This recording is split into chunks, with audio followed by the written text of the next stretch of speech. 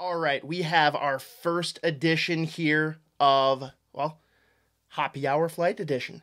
And what we're going to do here, because everyone knows now, hopefully you know by now, Matt Boldy, big boy money, got the bag, 7x7, $49 million for, what is he, 21, 22? Cha-ching. We'll talk about that a little bit more in the Wild segment. But what we're going to do here is go over 4 beers that aren't necessarily the exact same style, but at least similar, category, flavor palette. Like, we're not going to be mixing sours and IPAs and stouts, right? We're going to go through all 4, and with each one, we're going to tell you what the beer is. We're going to give you a little bit of a review and kind of talk through the flavor palette. But also with each beer, we're going to talk about one player that has been impacted by this Matt Boldy extension being done. So, Isha, last beer here, and of course, last player. We've already had this one on the show, folks, but fitting in with all of these, had one more can left from our gracious new partners at Luce Line Brewing. Isha, throw the shit up there. Come on. Boom, boom. We have the Black Friday Coffee, Vanilla, Cacao, Imperial Stout, 9.5% ABV. Of course, Isha likes doing the full spread of the can. Over here we have Get Loose, because that's just fun. Who doesn't want it? But then we have the descriptions. We've got the hops, we've got the malt, the yeast, most importantly the flavor, which we already hit on. But the key word there that's going to make Isha and Scott happy every time. Isha, what? You didn't even see the can. What is the word that makes us happy a lot of times with the darker beers? Uh-oh, he's panicking. I'm panicking. Think Dangerous Man peanut butter porter. That's okay. I'm not going to break your brain. Roasty. Roasty, people. Had it before, but again, need to have it now in comparison to its peers. Here we go.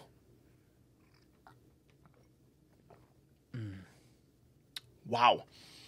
That is just so different. I was just going to say, it's so different from the rest of our spread because it's not sweet, per se. It's rich, not sweet, and a lot of people don't have a good feel for separating the two. For me, when we compare it to the other Imperial Stouts, I think that's the most fair way to judge these. Way sweeter on the first one with Prize. And again, it's got every flavor adjunct that Isha and I care about. It has so many sweet flavors. We loved it. We love that.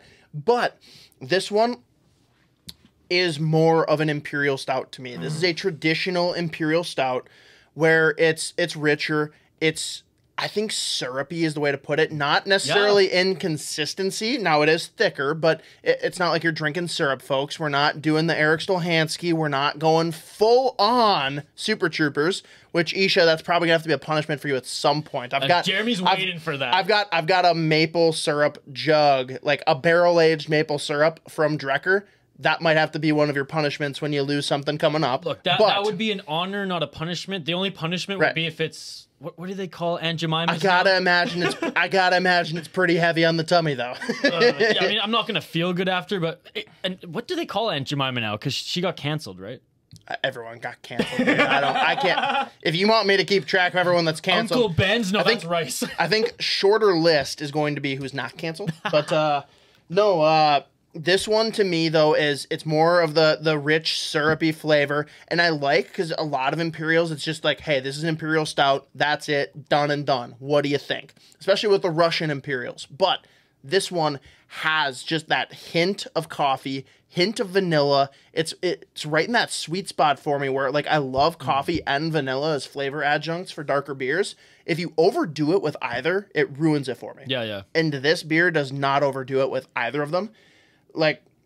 I'm mad. I'm disappointed in us, Isha, because we started with such a fucking bomb-ass flight. This is going to be really hard to live up to. I know. I don't know. We're going to be so disappointed. This might be, and we're going to continue to do these on the YouTube channel, on the podcast and everything, and we started with the best ones, I think. Drop comments. Let us know. Yes. Whatever social media you're watching this on, please tag the breweries that you want to see us promote in future flights. Even if they're specific beers, let us know. Or if you just have a beer style that you want to see us go through, hey, great. And that that's extended to my friends in BC. I'm still expecting a care package from some of you. Hey. And we have some friends down in Louisiana as well who have a new beer sponsorship. Maybe you want us to talk about them as well. Hit us up. If you have any suggestions, comment on the video. All right. Yeah, by the way, people out of state or out of country even, if you want to send us beers, we'll absolutely do this for you too. We're just not going to go out of our way to harvest said beers. There you go. All right. Last player, and I'm sorry, sir. I'm sorry.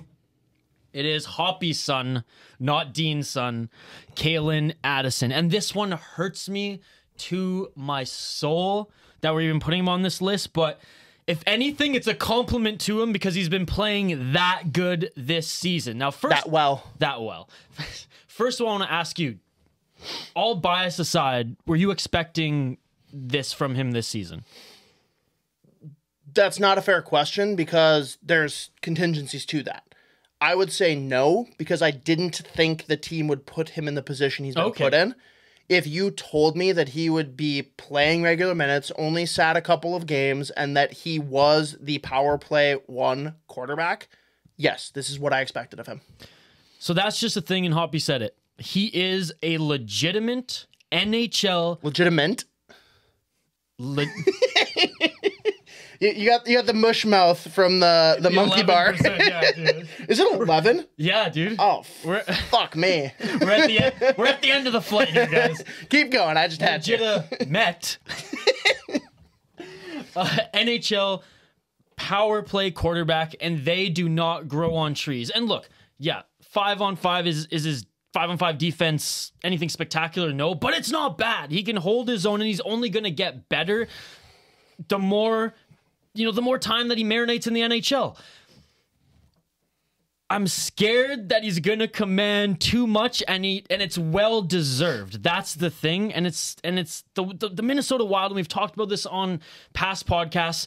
They have a great pipeline of defensive prospects, and unfortunately, the one who's popping right now before our eyes, and before all of us thought he was gonna pop and become that great player, that anchor for the power play, it's Calen Addison, and it's happening now, and they may not be, it just may be a little bit ahead of their timeline, and it's a good problem to have because the return that they can get for dealing him to another team could actually put this team a few steps forward for fans of him like us here on the Sota Pod, and that goes like up and down. Hell, even our boy Joel on the Brewery Travels podcast is a fan of him just because he listens to our podcast now. Overall, which is great. But everyone on NCAA, Z, Hoppy, and I mean, we're all fans of Calen Addison, and it would be sad to see him go, but I truly think if he's going to command too much money, and again, well-deserved, he's going to be the odd man out. And is it a good problem to have, like I said? Of course. It just sucks because we love the player. Yeah, I mean, I've had a lot of people apologize to me. I have a lot of people, whenever Calen Addison does something brilliant, tag me in different posts or just message me directly. It's so awesome. It feels weird to be the super fan for like a 21, 22-year-old when I'm 32. But I'm obsessed with him, man. Everything about him. I like his personality. I think that he crushes on the ice. My question for you, because you're worried about him leaving, right? What does Calen Addison get in a contract offer from another team? 4 years, $3.8 million. Oh, that's okay. I'm way less worried then. No, well, that's my honest answer right off the top of my head. No, right. But so for me, and anyone that already heard me go through this on Judd's Buds this past week, first off, thank you so much for listening across all of our shows. The Sota Pod, Brewery Travels, MNCAA, and Judd's Buds for your prospect fix and just seeing what sicko shit Z's going to come up with in a given week. But honestly, Isha, I disagree entirely. Okay. And like I can take the rose-colored glasses off. Like I can be honest about who he is because I love him so dearly. I think that Calen Addison is like weirdly situated in the perfect spot with the Minnesota Wild where they need each other equally.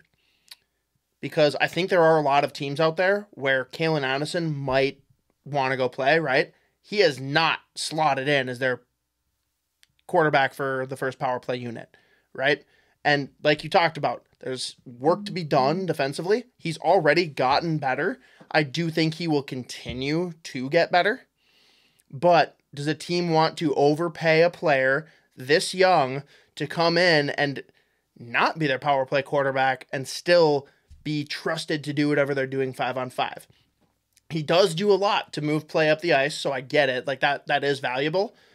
But usually if you're getting like a 4, 5, 6 defenseman, you're a lot more keen on them being strong defensively, right?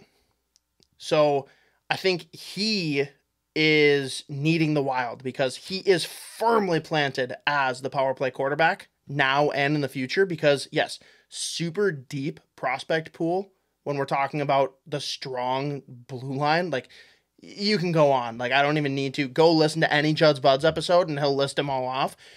But for me, no one has his skill set. No one has the vision, has what he can bring on the power play, or just the stretch passes this guy does, how he actually generates offense, moves the puck down the other way. It's different than any of the prospects that they currently have. That very much plays in his favor. Him not really having that opening in that gap to go somewhere else and literally slot in as the top power play guy, be on a competitive team, have the culture that we've established. Like, Bill Guerin has put a good culture in place. People want to be here. He seems like he likes being in Minnesota. I think something in the range of $2 to $2.5 million for 2 years is perfect for both sides. It's the bridge he needs just to have, hey, he's got a little money and a security. 2 more years for him to prove who he is. And then guess what? We lose the Suter and Parisi buyouts. Then it drops down to like under $1 million each. And at that point, it's, what have you shown me? Then he's either getting big boy bucks to stay here, or he's going elsewhere, or he hasn't quite proven everything, but they still want him and he has to take a lower deal again. Either way, I think that this is a situation where the way I framed it with our boy Spoke Z, I think we've got roughly $4.5 million tops carved out for Calen Addison and Philip Gustafsson. And Gustafsson, I could see getting anywhere from 1.5 to 2, 2.5. Well, I just Calen Addison 2, 2.5, somewhere in there, and I think both of them are perfect 2-year bridge deal candidates. That's all I got to say. Go. My only rebuttal, and look, well said. My only rebuttal is backup goaltenders tend to be a lot cheaper. The defenseman market, it's the Darnell Nurse effect, man. They tend to be paid higher, and that's just my concern. Now I know you're not when they're 21, dude. I know. I'm just saying it's 22, whatever. It's a factor. It's a factor. Well, it is. It's a concern. But no, again, like I said, I think Darnell Nurse provides a little bit more defensively than Calen Addison does. What about Seth Jones? We're not going to talk about that guy. Go Chicago! Go Chicago! Hey,